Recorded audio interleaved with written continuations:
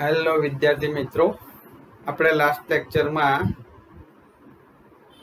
વિદ્યુત પ્રવાહ આધારિત ગૂંચળાને ચુંબકીય ક્ષેત્રમાં લટકાવતા તેના પર લાગતા ટોર્કની ચર્ચા કરેલી. તો પહેલા કિસ્સામાં આપણે એવી વાત કરેલી કે જો ગૂંચળાનું સમતલ એ ચુંબકીય ક્ષેત્ર દિશામાં હોય ત્યારે લાગતું ટોર્ક, અને બીજા કિસ્સામાં જો ગૂંચળાનું સમતલ એ ચુંબકીય ક્ષેત્ર સાથે અમુક ખૂણો બનાવતો હોય, થીટા કોણ બનાવતો હોય. તો બીજા કિસ્સામાં ફરી આપણે એક વખત એનું પુનરાવર્તન કરીએ સહેજ. તો આ એન ધ્રુવ છે અને આ એસ ધ્રુવ છે. આપણે આકૃતિ દોરીએ જેથી કરીને ખ્યાલ આવે.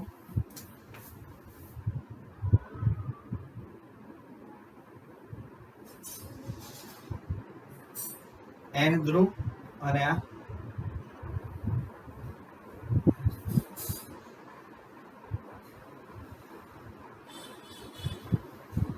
એન માંથી ચુંબકીય ક્ષેત્ર રેખા બહાર આવે અને એસ માં દાખલ થાય એટલે અહીંયા સમાન ચુંબકીય ક્ષેત્ર રચાશે.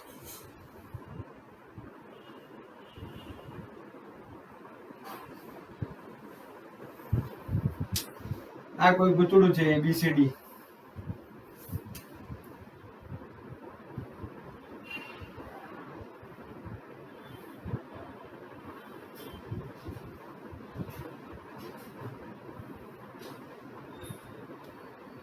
એ બી સી ડી લંબચોરસ ગૂંચળું છે. હવે એની વાત કરીએ તો એબી ની બાજુ એબી બરાબર બી છે. એબી બરાબર બી.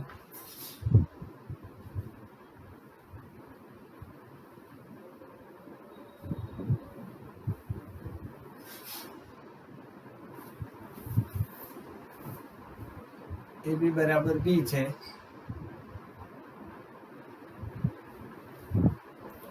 અને બીસી બરાબર એ છે. તો આ લંબચોરસ ગૂંચળાની લંબાઈ બી અને પહોળાઈ એ છે. હવે આ રીતે આપણે ગૂંચળું મૂકેલું હોય અને વહેતો વિદ્યુત પ્રવાહ આ દિશામાં હોય, સમઘડી દિશામાં.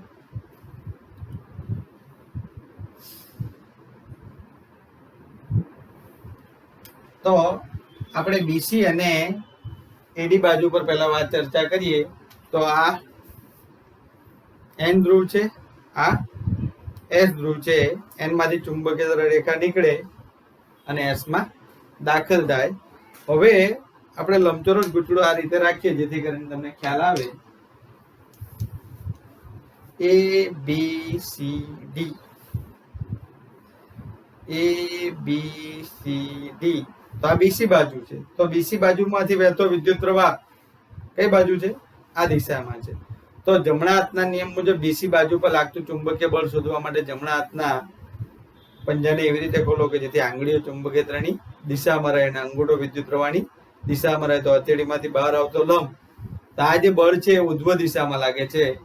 આ બળ છે ઉધ્વ દિશામાં લાગે છે. તો એ બળને આપણે બતાવીએ F1. F1 બરાબર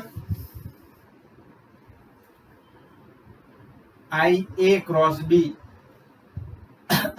કઈ દિશામાં લાગે છે? ઉધ્વ દિશામાં લાગે છે. તે જ પ્રમાણે એડી બાજુ પર લાગતું બળ જોઈએ તો એ બી સી ડી.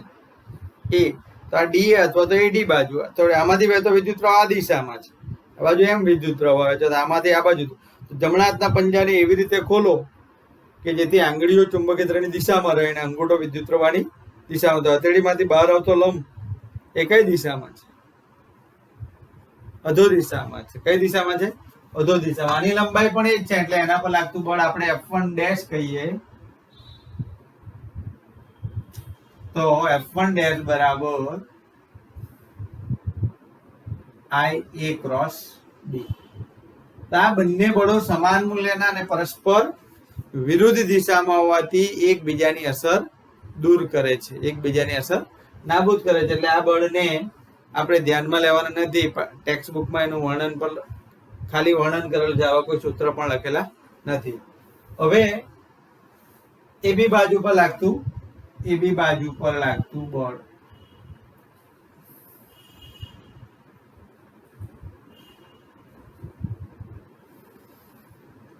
F2 બરાબર શું થાય? F2 બરાબર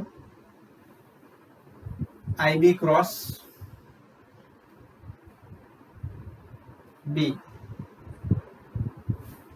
તો IB ક્રોસ B બરાબર અહીંયા આપણે જોઈએ તો આ કોની દિશા છે? વિદ્યુત પ્રવાહની દિશા. એ દિશામાં વિદ્યુત પ્રવાહ ખંડ B હોય તો IB ની દિશામાં B હોય એટલે જમણા હાથના પંજાને એવી રીતે ખોલો કે જેથી આંગળીઓ ચુંબકીય ક્ષેત્રની દિશામાં રહે, અંગૂઠો વિદ્યુત પ્રવાહની દિશામાં રહે. તો હથેળીમાંથી બહાર આવતો લંબ એ ચુંબકીય, તો આ દિશામાં બળ લાગશે આની પર. અને આના પર લાગતું બળ એટલું જ બળ કઈ દિશામાં લાગશે? આ દિશામાં લાગશે. જમણા હાથના પંજાને એવી રીતે ખોલો કે જેથી આંગળીઓ ચુંબકીય ક્ષેત્રની દિશામાં રહે, અંગૂઠો વિદ્યુત પ્રવાહની દિશામાં. તો આની પર આ બાજુ બળ લાગશે અને આની પર આ બાજુ બળ લાગશે. આને આપણે M કહીએ અને આને N કહીએ. તો આ MN રેખાની લંબાઈ કેટલી છે? એટલે એક આપણે MN રેખા દોરીએ તો આ MN રેખાની લંબાઈ એ છે.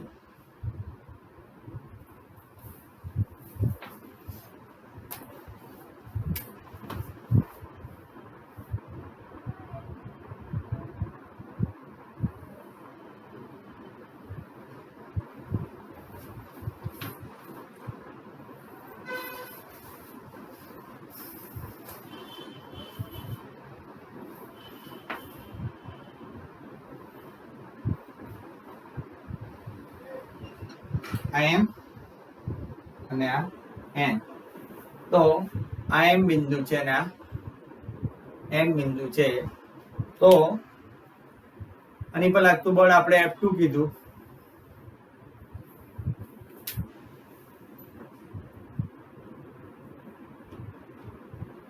આના પર લાગતા બળને આપણે F2 કહીએ અને આના પર લાગતા બળને આપણે F2 ડેશ કહીએ. તો F2 ડેશ અને F1 સમાન મૂલ્યના અને પરસ્પર વિરુદ્ધ દિશામાં છે. આ બંનેના મૂલ્ય સમાન છે. IB B કારણ કે B અને B પરસ્પર લંબ રૂપે છે. B અને B પરસ્પર લંબ રૂપે છે. આપણે B ની દિશાની વાત કરીએ તો આ B ની દિશા છે અને આ ચુંબકીય ક્ષેત્રની દિશા છે. તો આ બંને કેવા છે? પરસ્પર લંબ રૂપે છે એટલે IB ક્રોસ B. હવે ચુંબકીય ક્ષેત્ર આ દિશામાં છે.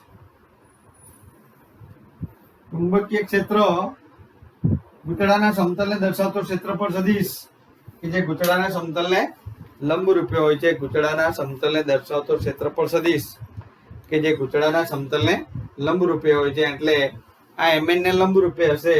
તો MN ને લંબ રૂપે હોય તો શું થાય? MN ને લંબ રૂપે હોય તો આ ગૂંચળાના સમતલને દર્શાવતો ક્ષેત્રફળ સદિશ કે જે ચુંબકીય ક્ષેત્ર B સાથે થીટા કોણ રચે છે. તો હવે આ બળ હતું F2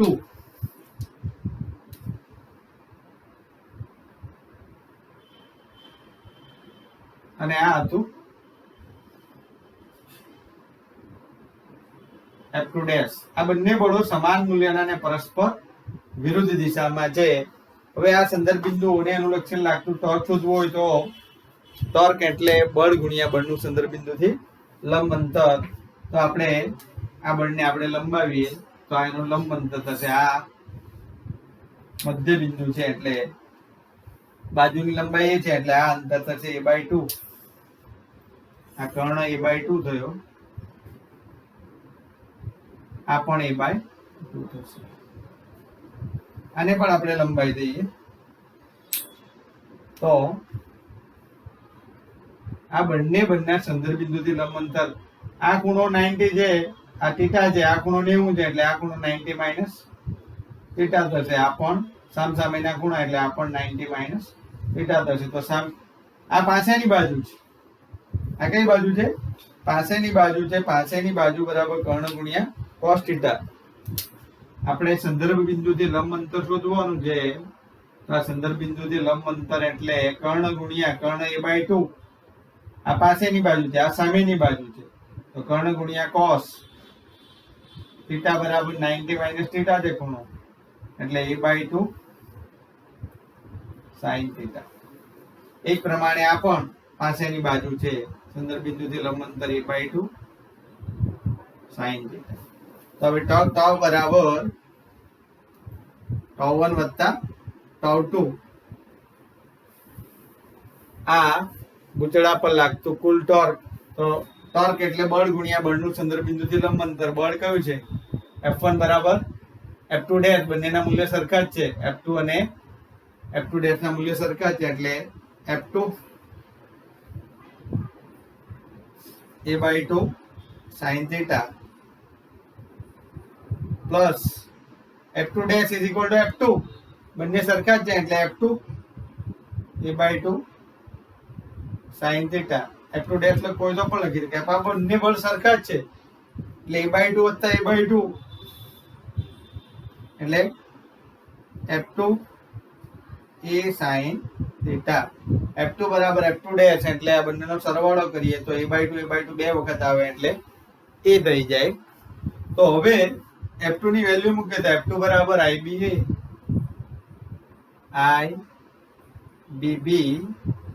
a sin theta. a into b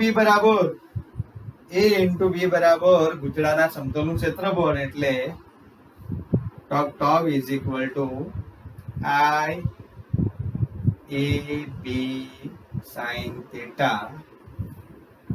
અને આપણે સદિશ સ્વરૂપે લખીએ તો સદિશ સ્વરૂપે આ રીતે લખી શકાય, tau is equal to IA cross B. A cross B બરાબર AB sin થીટા. અહીં IA ને ગૂંચળાની ચુંબકીય ચાકમાત્રા અથવા તો ચુંબકીય ડાયપોલ મોમેન્ટ કહે છે. IA ને ગૂંચળાની ડાયપોલ મોમેન્ટ કહે છે, M ક્રોસ B. આથી આપણે લખી શકીએ M ક્રોસ B. વિદ્યુત પ્રવાહધારિત ગૂંચળાને બાહ્ય ચુંબકીય ક્ષેત્રમાં મૂકવામાં આવે ત્યારે તેના પર લાગતું torque tau is equal to M cross B, જ્યાં M ને ગૂંચળાની ચુંબકીય ડાયપોલ મોમેન્ટ અથવા તો ચુંબકીય ચાક માત્રા કહે છે. મિત્રો, આવું જ આપણે વિદ્યુત ડાયપોલ ને વિદ્યુત ક્ષેત્રમાં મૂકીએ તો એના પર લાગતું torque tau is equal to P cross E. તો આ ગૂંચળું એક ચુંબકની જેમ વર્તે છે, અને ચુંબકની ચુંબકીય ચાક માત્રા કેટલી છે? IA છે. તો વિદ્યુત પ્રવાહધારિત ગૂંચળું એક ચુંબક તરીકે વર્તે છે. તો આ રીતે આપણે ગૂંચળા પર લાગતા ટોર્કનું સૂત્ર મેળવી શકીએ. ત્યાર પછી બીજી થિયરી આવે છે,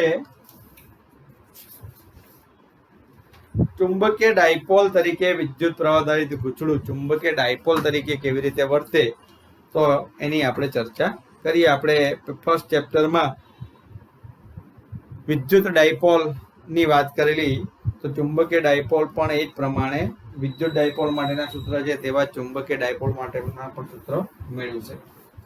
જોઈએ.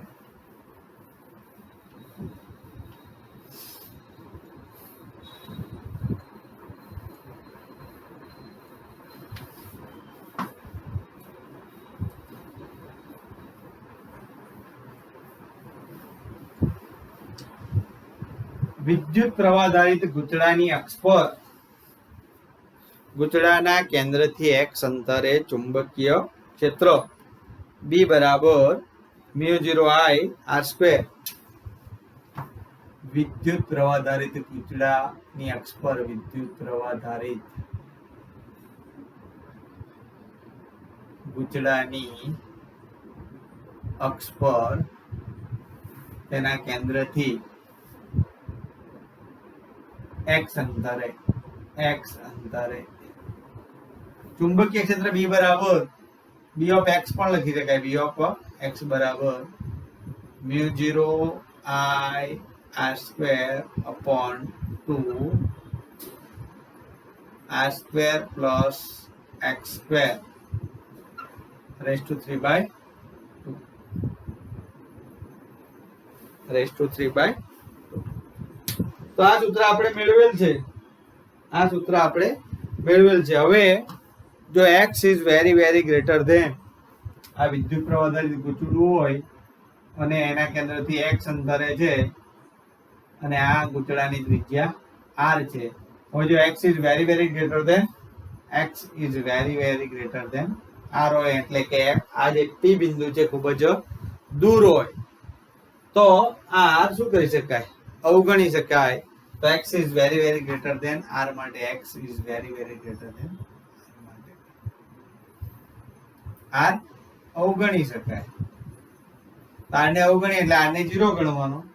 તો b of x બરાબર μ0 I r સ્ક્વેર 2 r બરાબર 0 સરવાળામાં અને અવગણીએ તો 2 કેન્સલ એટલે x ક્યુબ. હવે પાઈ વડે ગુણીએ ને પાઈ વડે ભાગીએ તો શું થશે? પાઈ વડે ગુણીએ અને આ પાઈ વડે ભાગીએ તો પાઈ આર સ્ક્વેર એટલે ગૂંચળાના સમતલનું ક્ષેત્રફળ એટલે μ0 I a upon 2 pi x cube. 2 વડે ગુણીએ ને 2 વડે ભાગીએ તો શું થાય? 2 μ0 upon 4 pi IA upon x cube. IA બરાબર m. IA બરાબર m. ગૂંચળાની ડાયપોલ મોમેન્ટ, ચુંબકીય ડાયપોલ મોમેન્ટ એટલે p of x બરાબર 2 μ0 upon 4 pi m upon x cube.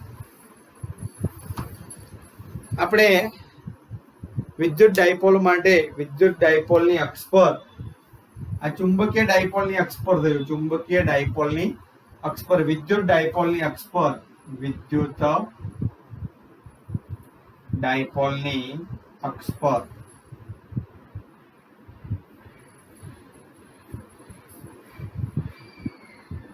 E of z બરાબર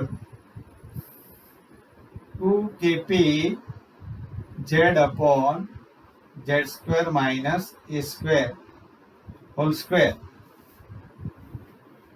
હવે k બરાબર 1 upon 4 pi epsilon 0 2 1 upon 4 pi epsilon 0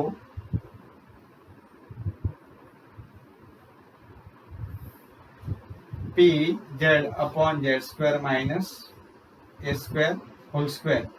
Z is very very greater than a હોય એટલે dipole માટેનો બે વિદ્યુત ડાયપોલ માટે -q અને +q વચ્ચેનું અંતર 2a હોય તો મધ્ય બિંદુથી અંતર a એટલે કે એની સરખામણીમાં z ખૂબ જ વધારે હોય, અંતર z ખૂબ જ વધારે હોય તો a સ્ક્વેર ને શું કરી શકાય? અવગણી શકાય. તો એવા સંજોગોમાં z is very very greater than a માટે E of z બરાબર, હવે z ની જગ્યાએ x અંતર હોય, z ની જગ્યાએ જો x અંતર હોય તો z ની જગ્યાએ આપણે x પણ ઉપયોગ કરી શકીએ. x બરાબર 2 4 pi epsilon 0 p upon z cube. z square થશે એટલે અહીંયા આવશે z cube. તો અહીંયા આપણે જોઈએ તો 2 છે અહીંયા, તો અહીંયા પણ 2 છે. μ upon 4 pi epsilon 0 તો μ0 ને અનુરૂપ શું છે? μ0 ને અનુરૂપ 1 upon epsilon 0 છે. આ શૂન્ય અવકાશની પરમિએબિલિટી છે, જ્યારે અહીંયા શૂન્ય અવકાશની પરમિટિવિટી છે. મેગ્નેટિક ડાયપોલ મોમેન્ટ, ચુંબકીય ડાયપોલ મોમેન્ટ, આ વિદ્યુત ડાયપોલ મોમેન્ટ છે, જ્યારે અહીંયા ચુંબકીય ડાયપોલ મોમેન્ટ છે. અંતર અહીંયા આપણે E of x લખ્યું તો અહીંયા પણ આપણે x લખી શકીએ. તો x અંતરે આ વિદ્યુત ક્ષેત્ર ઉત્પન્ન કરે છે, જ્યારે આ ચુંબકીય ક્ષેત્ર ઉત્પન્ન કરે છે. આમ ગૂંચળું પોતે પણ એક ચુંબકીય ડાયપોલ મોમેન્ટની જેમ ચુંબકીય ડાયપોલ તરીકે વર્તે છે. ચુંબકીય ડાયપોલ તરીકે વર્તે છે. હવે આપણે અહીં એ પણ ચર્ચા કરેલી ડાયપોલની વિષુવરેખા. વિદ્યુત ડાયપોલના બે વિદ્યુત ભારોને જોડતી રેખાના લંબ દ્વિભાજકને, આ જે રેખા છે એ રેખાના લંબ દ્વિભાજકને શું કહેવાય? વિષુવ રેખા કહેવાય. તો વિષુવ રેખા પર સૂત્ર છે, વિષુવ રેખા પર E of x જ લઈએ આપણે, E of y લઈએ. E of y બરાબર kp upon y cube, k એટલે 1/4 pi epsilon 0 kp upon y cube. y અંતરે વિષુવ રેખા પર y અંતરે, y ની જગ્યાએ જો આપણે x નો ઉપયોગ કરીએ તો અહીંયા x લખવાનું, અંતર x લઈએ તો અહીંયા શું થશે? તો આ ડાયપોલની વિષુવ રેખા છે, વિષુવ રેખા પર આપણે લઈએ તો વિષુવ રેખા પર લઈએ તો x બરાબર 0, x બરાબર 1 મિનિટ. હા, વિષુવ રેખા પર ની વાત કરીએ તો વિષુવ રેખા પર આપણે x બરાબર 0 લઈશું તો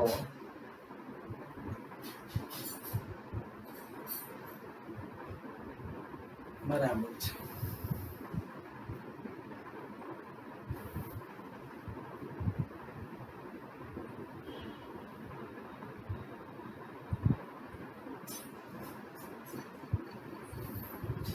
ચલો વિષુવ રેખા પરની વાત કરીએ તો આ તો ચુંબકીય ડાયપોલની અક્ષ પર વાત કરી. હવે વિષુવ રેખા પર વાત.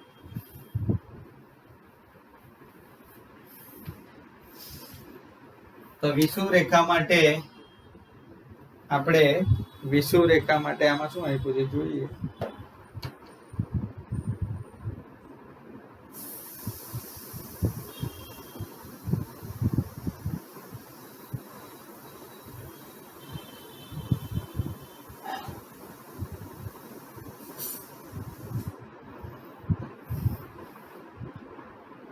તો આની સાથે સરખાવે તો વિષુવ રેખા માટે સીધું આપણે લખવાનું છે.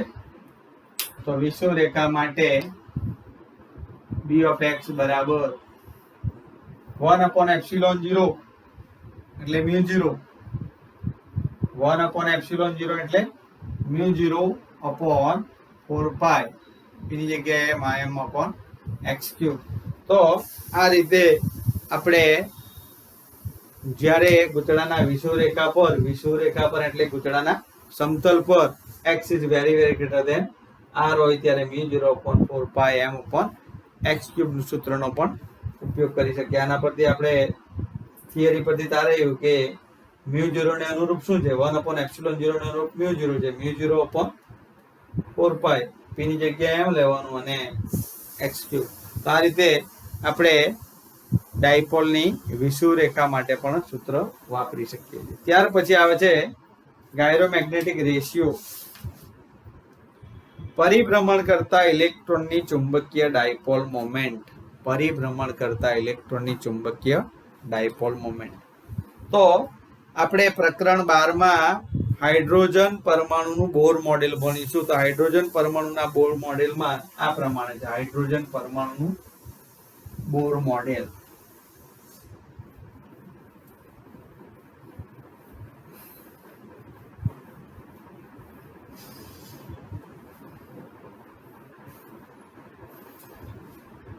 આ હાઇડ્રોજન પરમાણુનું બોર મોડેલ છે. પરમાણુનો સૂક્ષ્મ કેન્દ્રીય ભાગ જેડી, ન્યુક્લિયસ પરનો વિદ્યુતભાર, અને આ ન્યુક્લિયસની આસપાસ ઇલેક્ટ્રોન વર્તુળાકાર કક્ષામાં r ત્રિજ્યાના વર્તુળાકાર કક્ષામાં શું કરે છે? ભ્રમણ કરે છે. r ત્રિજ્યાના વર્તુળાકાર કક્ષામાં ભ્રમણ કરે છે. તો ઇલેક્ટ્રોન ભ્રમણ કરે ત્યારે એના પર શું લાગે છે? કેન્દ્રગામી બળ લાગે છે. આ કેન્દ્રગામી બળ એ કોણ પૂરું પાડે છે? તો આ ન્યુક્લિયસ કે જેના પરનો વિદ્યુતભાર જેડી છે. આના પરનો વિદ્યુતભાર જેડી.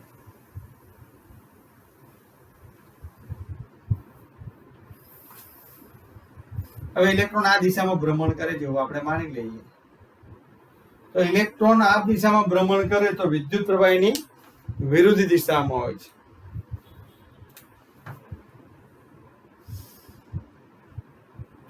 વિદ્યુત પ્રવાહ એની વિરુદ્ધ દિશામાં હોય છે. જો ઇલેક્ટ્રોન આવર્તકાળ t જેટલા સમયમાં એક પરિભ્રમણ કરે તો વિદ્યુત પ્રવાહ I ની વ્યાખ્યા મુજબ વિદ્યુત પ્રવાહ I બરાબર બોર મોડેલ આકૃતિમાં બોરનું પરમાણુમાં હાઇડ્રોજન પરમાણુનું પરમાણુ મોડેલ દર્શાવેલ છે, જેમાં ન્યુક્લિયસની આસપાસ ઇલેક્ટ્રોન આ ત્રિજ્યાની કક્ષામાં પરિભ્રમણ કરે છે. હવે જો ઇલેક્ટ્રોન આવર્તકાળ t જેટલા સમયમાં એક પરિભ્રમણ કરે, એક પરિભ્રમણ પૂર્ણ કરવા માટે લાગતા સમયને આવર્તકાળ કહે છે, તો રચાતો વિદ્યુત પ્રવાહ I બરાબર q બાય t મુજબ I બરાબર અહીં વિદ્યુતભાર E છે અને લાગતો સમય t છે, તો રચાતો વિદ્યુત પ્રવાહ E બાય t. હવે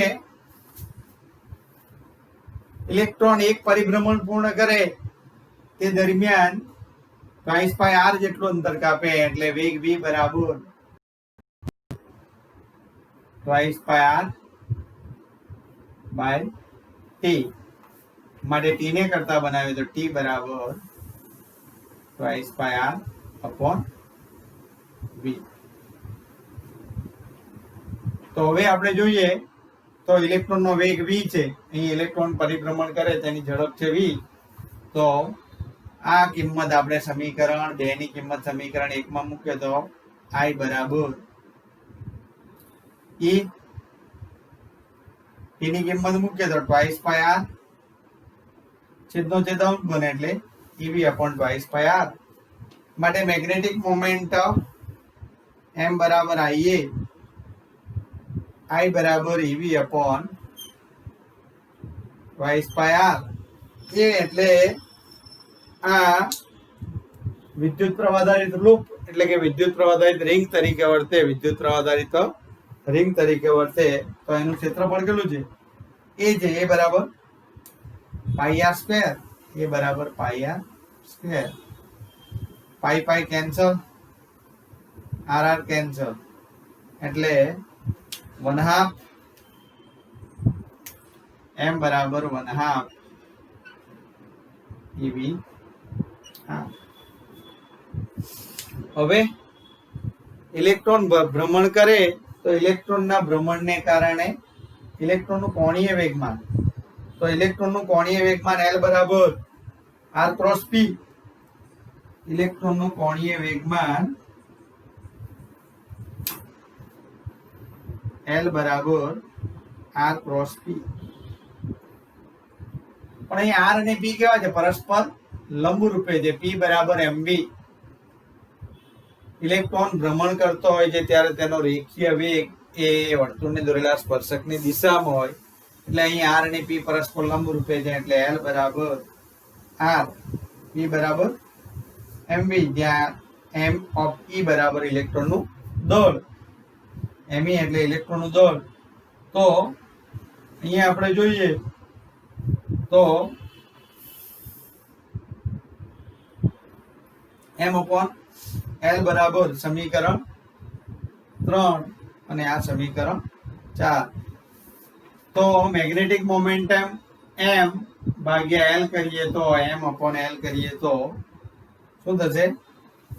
1/2 EVR upon EMEV. E cancel,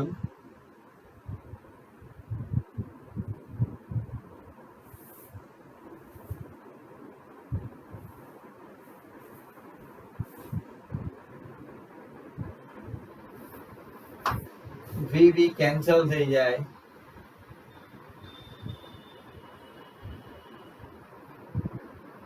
તો આ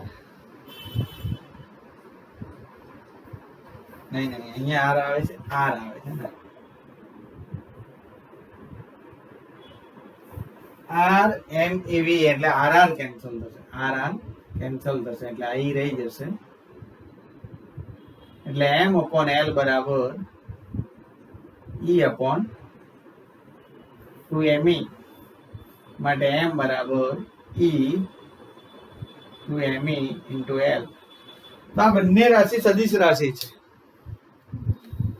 બંને રાશિ સદિશ રાશિ છે. m ની દિશા જાણવા માટે વિદ્યુત પ્રવાહધારિત રિંગને એવી રીતે પકડો કે જેથી અંગૂઠો આંગળીઓ વિદ્યુત પ્રવાહની દિશામાં રહે તો અંગૂઠો એ ચુંબકીય ડાયપોલ મોમેન્ટની દિશા દર્શાવે છે. તો ચુંબકીય ડાયપોલ મોમેન્ટ અંદર તરફ છે, આ રિંગને વિદ્યુત પ્રવાહ આ દિશામાં છે, સમઘન દિશામાં છે, એટલે આપણે આ રિંગને એવી રીતે પકડવાની કે જેથી કરીને આંગળીઓ વિદ્યુત પ્રવાહની દિશામાં રહે તો અંગૂઠો એ ચુંબકીય મોમેન્ટની દિશા, ચુંબકીય મોમેન્ટ અંદર તરફ છે. હવે r ક્રોસ r અને આ p, તો r અને p થી રચાતા સમતલને લંબરૂપે આ r અને આ p, r અને p થી રચાતા સમતલને લંબરૂપે જમણા હાથના સ્ક્રૂને રાખી r થી p તરફ ઘુમાવીએ તો આ r ની દિશા છે, r ની દિશા છે અને આ p ની દિશા છે. તો r થી p તરફ ઘુમાવે તો કઈ દિશામાં આવે છે? બહાર તરફ. તો બંને પરસ્પર વિરુદ્ધ દિશામાં છે એટલે સદિશ સ્વરૂપે લખીએ તો અહીં માઇનસ ની નિશાની લખવી પડે એટલે m બરાબર minus e upon 2me into l. e upon 2me ને ગાયરોમેગ્નેટિક રેશિયો કહે છે, એનું મૂલ્ય છે 8.8. e upon 2me ને ગાયરોમેગ્નેટિક રેશિયો કહે છે જેનું મૂલ્ય 8.8 into 10 raised to minus કેટલું છે? e by m નું મૂલ્ય 8.8 10 raised to 10 કુલમ પર કિલોગ્રામ, કુલમ પર, અને ગાયરોમેગ્નેટિક રેશિયો કહે છે. તો આ થયું મેગ્નેટિક મોમેન્ટ, ચુંબકીય ડાયપોલ મોમેન્ટ અને કોણીય વેગમાન વચ્ચેનો સંબંધ. તો આ પણ આપણે 3 માર્ક્સ માટે કે 2 માર્ક્સ માટે પૂછી શકીએ. આવતા લેક્ચરમાં આપણે વધારે ચર્ચા કરીશું. Thank you very much.